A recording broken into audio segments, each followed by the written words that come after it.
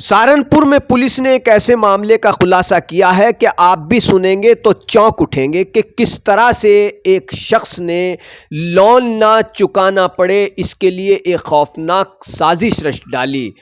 ये मामला इस तरह से है कि एक डॉक्टर पर लोन था और लोन से बचने के लिए उसने दिल दहला देने वाला कदम उठाते हुए एक युवक को कार में जिंदा जला दिया और खुद की मौत की झूठी कहानी रच डाली। लेकिन पुलिस ने इस मामले में काबिल तारीफ तरीके से तफ्तीश की और दूध का दूध और पानी का पानी सामने आ गया। इस मामले का पूरा खुलासा सहारनपुर के एसपी सिटी ने मीडिया के सामने किया। उन्होंने इस मामले की विस्तार पूर्वक से जानकारी दी। जानिए ये पूरा मामला क्या था और किस तरह से पुलिस ने इस मामले का काबिल तारीफ तरीके से जांच करते हुए तफ्तीश करते हुए खुलासा किया है। 23 तारीख की सुबह ये सूचना मिलती है स्थानीय पुलिस को कि बिजोपुरा नहर के पास एक गाड़ी है मारुति 800, वो पूरी तरह से जल गई है। उसमें एक व्यक्ति बैठा हुआ है, वो भी पूरी तरह से जल चुका है। वहां पर तुरंत हमारी पुलिस टीम पहुंचती है, फॉरेंसिक टीम पहुंचती है। गाड़ी में से डेड बॉडी को निकाला जाता है। उसके बाद इस गाड़ी का जो प्लेट पे नंबर था उससे गाड़ी ट्रेस की जाती है, तो पता चलता है गाड़ी ओरिजिनली कोई कानपुर का ओनर है जिसके पास ये गाड़ी जिसके नाम पर रजिस्टर्ड है। उस गाड़ी को जब हम ट्रेस करते हैं तो पता चलता है गाड़ी 8 बार बिक चुकी है आगे। और अभी रिसेंट में 2-2.5 महीने पहले डॉक्टर मुबारक नाम के व्यक्ति ने ये गाड़ी को खरीदा था। इसके बाद ये जब पूरी तफ्तीश चली रही होती है तभी एक सोनू नामक व्यक्ति है, उसके परिजन आते हैं। वो थाने पे सूचना देते हैं कि ये जो सोनू है जो मूल रूप से यमुनानगर का रहने वाला था और अभी हबीबगढ़ में रह रहा था, उन्हें शक है जो अभी गाड़ी जली थी बिजोपुरा नहर के पास, उसमें जो डेड बॉडी है वो उसकी हो सकती है। क्योंकि जो डॉक्टर मुबारक है वो उस पर लोन इतना ज्यादा चढ़ गया था कि वो अपनी मौत की साजिश रचने की प्लानिंग कर रहा था और वो डेड बॉडी और पुरानी गाड़ी भी ढूंढ रहा था, ऐसा उनके द्वारा बताया गया। इसमें जब हमने पूरी जांच तफ्तीश करी तो इसमें हमने जब डॉक्टर मुबारक को पकड़ा तो उसके द्वारा पूरी घटना को कबूल लिया गया है। उसने बताया कि उस पर करीब 26 से 30 लाख रुपए उसने उधारी ले रखे थे और भी उसने जो गाड़ियां और जो अपना घर था उस पर भी उसका लोन चल रहा था।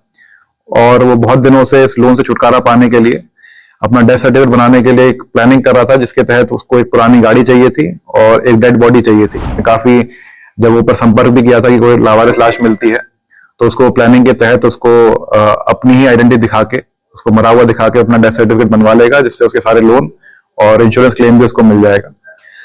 और इसी प्लानिंग के तहत उस दिन भी जब इसको डेड बॉडी नहीं मिल पाई काफी प्रयास के बाद, तो वो इसकी सोनू से बात हुई। सोनू को ये पहले से ही जानता था क्योंकि उसके बहनोई के कारखाने में, जो डॉक्टर मुबारक है उसके बहनोई के कारखाने में काम करता था। कभी कभार ये उससे पैसे मांगकर शराब भी पीता था सोनू। तो उस दिन ये 22 तारीख की शाम को एक ढाबे पर पहुंचता है जहां सोनू उसको मिलता है। दोनों साथ में खाना खाते हैं ढाबे पर। उसके बाद फिर इसके दिमाग में उसको शराब पिलाने की स्कीम आती है, वो उसको ठेके पे लेके जाता है, शराब पिलाता है। जब काफी नशे में सोनू हो जाता है तो उसको गाड़ी में एक जगह रखकर, जहां पर ये गाड़ी जली थी वहां पर गाड़ी को पार्क कर दिया जाता है। उसके बाद उसके पास एक पेट्रोल की बोतल रखकर उस गाड़ी को जला दिया जाता है। ये जो सोनू है उसमें अंदर जिंदा ही जल जाता है। उसके बाद से ये 2-3 दिन अपनी दूसरी गाड़ी में छुप के रहता है। उसके बाद ये सिकरोड़ा गांव भी जाता है। वहां पर भी इसकी प्लानिंग थी कि जब ये बात खत्म हो जाएगी तो अपने परिजनों से संपर्क करेगा, पूरी बात उनको बताएगा, उनके थ्रू डेथ सर्टिफिकेट बनवाएगा। लेकिन ये वापस जब घटनास्थल कल आता है देखने, गिरफ्तार इसको कर लिया गया था। पुलिस के गिरफ्तार करते ही इसने पूरी घटना भी कबूल ली है। जो सोनू का लॉकेट था जो उसके गले से मिला था वो भी इसके द्वारा बरामद कर लिया गया है। जो इसके कागजात थे सोनू से संबंधित या इसके लोगों के कागजात थे वो भी इससे बरामद कर लिए गए हैं। हमने सीसीटीवी फुटेज भी इसमें कलेक्ट करी है जिसमें दिख रहे हैं साथ में गाड़ी में जाते हुए, जिसमें ठेके पे शराब लेते हुए सोनू दिख रहा है। तो ये पूरी हमने जब साइंटिफिक एविडेंस पूरे इसमें कलेक्ट किए हैं तो पूरी स्टोरी इस तरह बनती है। इसको अब पकड़ लिया है, इसने अपना जुर्म इकबाल भी कर लिया। इसी घटना में एक हत्या के घटना में इसका मुकदमा पंजीकृत करके इसको आज जेल भेजा जा रहा है। सर, क्या पत्नी भी इसमें कहीं ना कहीं इन्वॉल्व है? क्योंकि जो पूछताछ में उसने बताया कि मेरी पत्नी प्रमाण पत्र बनवा कर उसका लोन का पैसा ली थी, क्या? जी हाँ, जब हमने से गहनता से पूछताछ करी है, पत्नी से ही पूछताछ करी है, तो उसमें बात ये निकल के आ रही थी कि पत्नी को ये प्लानिंग का पता नहीं था कि एक जिंदा आदमी को मार देगा। उसको यही बताया गया था कि एक मृत डेड बॉडी ढूंढ रहा है जिसके साथ ये मिलकर ये पूरी साजिश रचेगा। तो अभी तक तो पत्नी की संलिप्तता नहीं आई है, लेकिन आगे अभी तक गहनता से विवेचना चल रही है इसमें।